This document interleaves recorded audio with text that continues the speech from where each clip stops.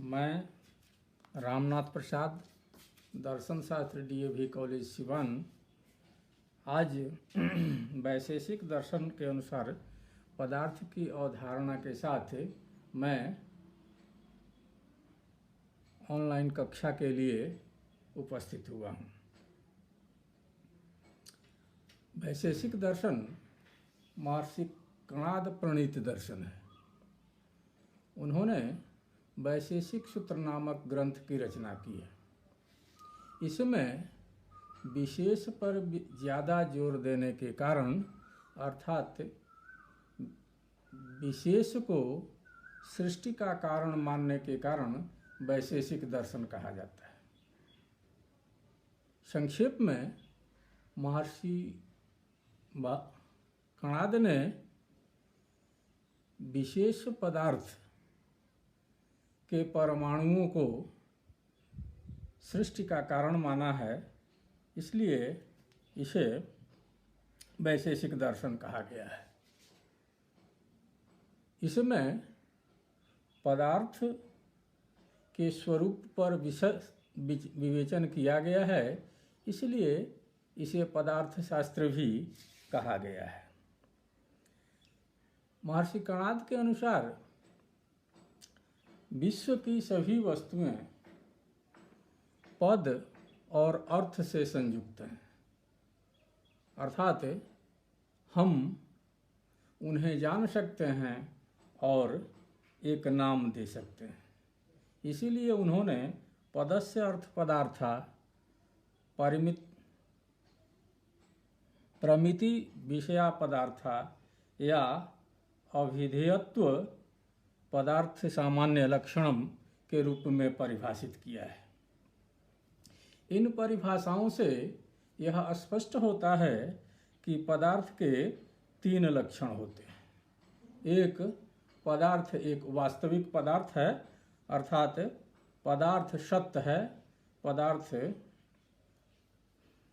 में दूसरा गुण पदार्थ का ज्ञेयत्व होना है। पदार्थ वैसे तत्व को कहा जाता है जिसे हम गा सकते हैं, जान सकते हैं। और तीसरा, उसे हम नाम दे सकते हैं। इस तरह महर्षि कणाद के दर्शन में पदार्थ को त्रिलक्षण माना गया है। पदार्थ एक सत्ता है, पदार्थ को हम जान सकते हैं और पदार्थ का एक नाम दे सकते हैं। महर्षि कणाद ने ऐसे पदार्थों की सूची प्रस्तुत की है। महर्षि कणाद के अनुसार 7 पदार्थ हैं: द्रव्य, गुण, कर्म, सामान्य, विशेष, समवाय और अभाव। द्रव्य उस सत पदार्थ को कहा जाता है जो गुण और कर्म का आश्रय होता है। गुण उसे कहा जाता है जो द्रव्य में और कर्म में आश्रित होता है। यह निर्गुण होता है और निष्क्रिय होता है। गुण का कोई गुण नहीं होता है। कर्म उसे कहा जाता है जो द्रव्य को सक्रिय करता है। सामान्य वैसे पदार्थ को कहा जाता है जो वस्तु में जाति रूप में समाहित रहता है।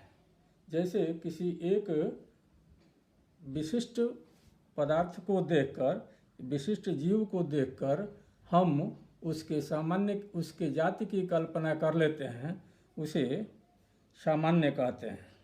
यह सामान्य अपने आप में एक स्वतंत्र सत्ता है जिसका नाम दिया जा सकता है।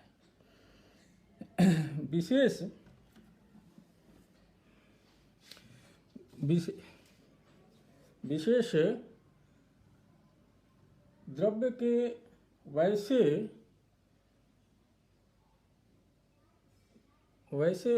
स्थिति को कहा जाता है जिसका अलग से विभाजन नहीं हो सकता है, वर्गीकरण नहीं हो सकता है। वह केवल अकेले होता है वह एक होता है। समवाय एक प्रकार का संबंध है। संबंध बाह्य होता है।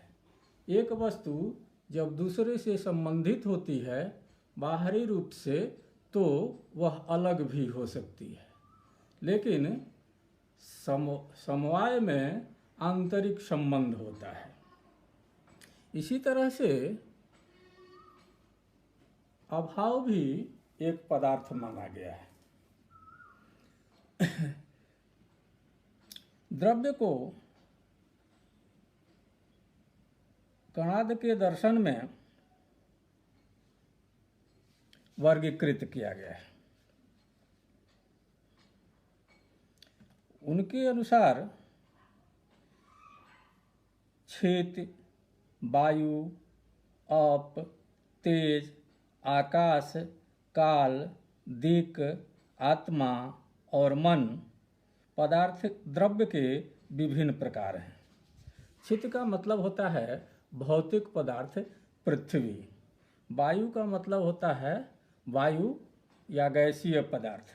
अप का मतलब होता है जल या जलीय पदार्थ। तेज का मतलब होता है ऊर्जा स्वरूप अग्नि पदार्थ। इसी तरह से आकाश जो शब्द का आधार है उसे भी द्रव्य माना गया है। काल को भी वैशेषिक दर्शन में एक द्रव्य माना गया है। इसी तरह से दिक् को भी एक द्रव्य माना गया है। आत्मा जो ज्ञान और चेतना का आधार है, जो सुख दुख का आधार है, उसे स्वतंत्र द्रव्य माना गया है। मन जो हम आत्मा और बाह्य पदार्थों को संबंधित करता है उसे हम एक स्वतंत्र पदार्थ के रूप में स्वीकार करते हैं। क्षिति, वायु, आप और तेज और आकाश को पंचभूत कहा गया है। इसी तरह काल, दिक्, आत्मा और मन को विभू द्रव्य कहा गया है। इन द्रव्यों में कुछ गुण होते हैं। महर्षि कणाद के अनुसार गुण जो है वह 24 प्रकार का होता है। रूप, रस, गंध, स्पर्श, संख्या, परिमाण, पृथकत्व, संयोग, विभाग, परत्व, अपरत्व, बुद्धि, सुख, दुख, इच्छा, द्वेष, प्रयत्न, गुरुत्व, द्रवत्व, स्नेह, संस्कार, धर्म और अधर्म 24 गुण माने गए हैं। गुण सामान्यतः द्रव्य में रहते हैं। ये द्रव्य में रहने के कारण द्रव्य को गेय बनाते हैं। ये अपने आप में निष्क्रिय होते हैं और इनका अलग से अपना कोई गुण नहीं होता है। महर्षि कणाद के अनुसार तीसरा पदार्थ कर्म है।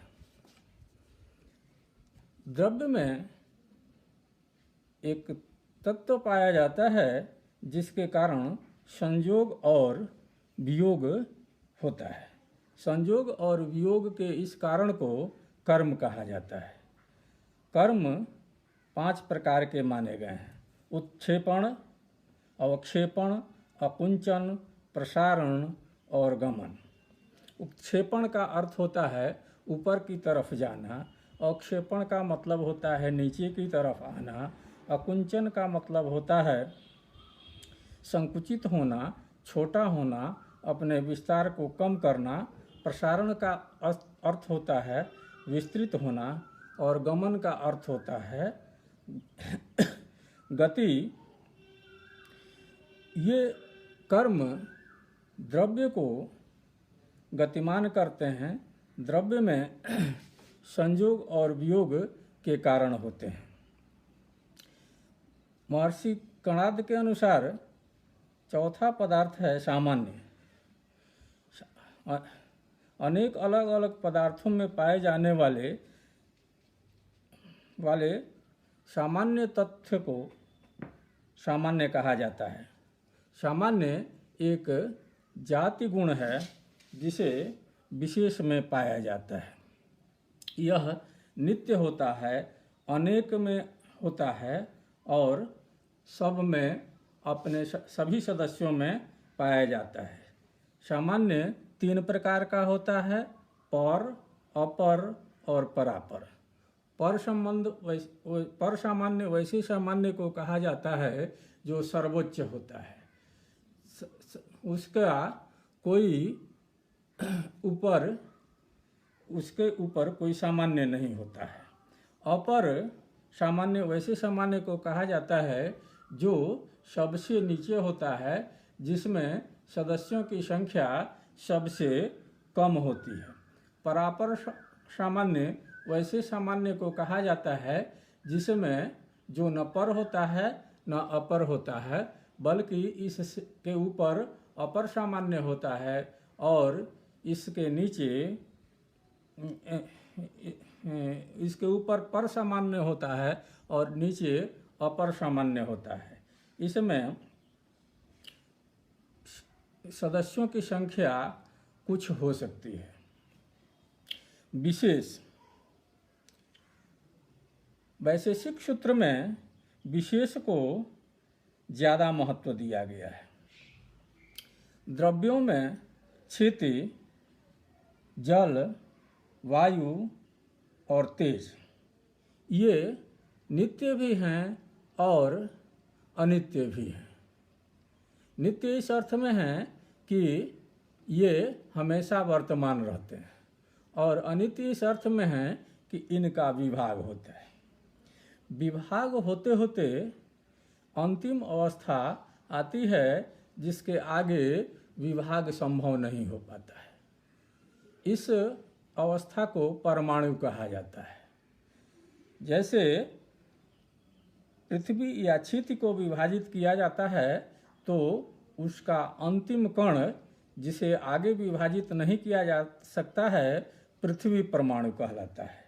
वायु को अगर हम विभाजित करते करते जाते हैं तो अंतिम जो परमाणु मिलता है उसे हम वायु परमाणु कहते हैं। इसी तरह से जल या अप को विभाजित करने के परिणाम स्वरूप अंततः अप परमाणु मिलता है। इसी तरह से तेज परमाणु मिलता है। ये परमाणु अलग अलग होते हैं। जैसे पृथ्वी का परमाणु पृथ्वी परमाणु, जल का परमाणु जल परमाणु, वायु का परमाणु वायु परमाणु और तेज का परमाणु तेज परमाणु कहलाता है। ये सभी अलग अलग हैं, ये अपनी विशिष्टता रखते हैं। इन्हें हम एक व्यक्ति के रूप एक ऐसे सत्ता के रूप में पहचान सकते हैं कि उनके जैसा फिर दूसरा नहीं होता है। ये सभी अलग अलग विशेष पदार्थ हैं। इनमें ये विशेषता जिस कारण से पाई जाती है उसे विशेष कहा जाता है। वैशेषिक दर्शन में छठा पदार्थ समवाय कहा जाता है। संसार की सभी वस्तुएं एक दूसरे से संबंधित होती हैं। एक वस्तु दूसरे के साथ जुड़ती है, दूसरी वस्तु तीसरे के साथ जुड़ती है, तीसरी चौथे के साथ जुड़ सकती है। बाहरी रूप से जुड़ने पर जो पदार्थ एक दूसरे से जुड़ते हैं वे अलग भी हो सकते हैं, परंतु कुछ संबंध ऐसे भी होते हैं जो अलग नहीं हो सकते हैं, जो बाह्य नहीं है। जैसे पृथ्वी और पृथ्वी का परमाणु, जल और जल का परमाणु, वायु और वायु का परमाणु। संपूर्ण और भाग में जो संबंध होता है वह नित्य संबंध होता है। परमाणु पृथ्वी संघात और पृथ्वी परमाणु में जो संबंध होता है वह आंतरिक संबंध होता है, नित्य संबंध होता है। यह इसी प्रकार के नित्य संबंध को समवाय संबंध कहा जाता है। यह अयुक्त सिद्ध होता है, यह शाश्वत होता है, यह बदलता नहीं है, इसीलिए इसे एक पदार्थ माना गया है।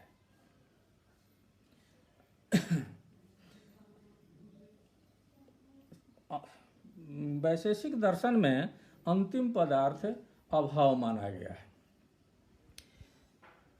वैशेषिक सूत्र में अभाव की चर्चा तो है, लेकिन इसे पदार्थ नहीं माना गया है। बाद के दार्शनिकों ने इसे पदार्थ के रूप में शामिल किया गया है।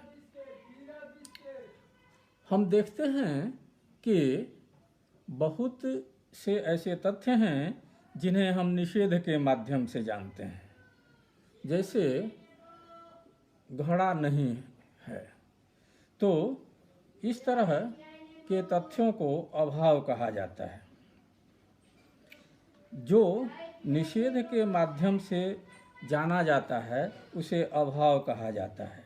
जिसे प्रतियोगी ज्ञान की आवश्यकता होती है उसे अभाव कहा जाता है।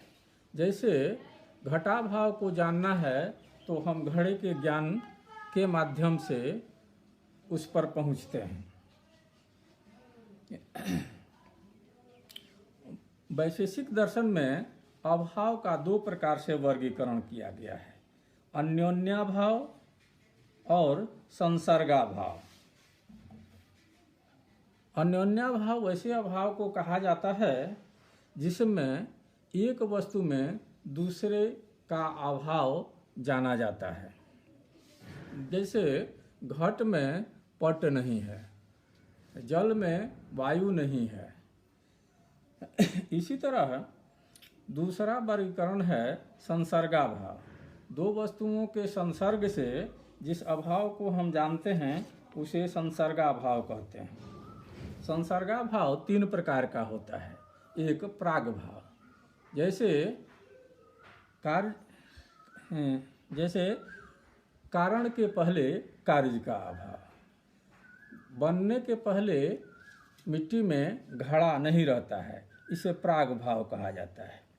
प्रध्वंसा भाव, प्रध्वंसा भाव वैसे अभाव को कहा जाता है जिसमें वस्तु के विनष्ट होने के बाद हम उस वस्तु के बारे में जानते हैं। जैसे घटाभाव या घड़े का अभाव। यहाँ घड़ा है और बाद में वह ध्वंस हो गया, वह टूट गया, तो हम कहेंगे कि एक घड़ा था, यह घड़ा नहीं है। अत्यंताभाव, अत्यंताभाव वैसे अभाव को कहा जाता है जिसमें भूत भविष्य और वर्तमान में कभी भी उस तरह के वस्तु का भाव नहीं होता है। अभाव पर हम विशेष चर्चा अगले व्याख्यान में करेंगे। तब तक के लिए धन्यवाद।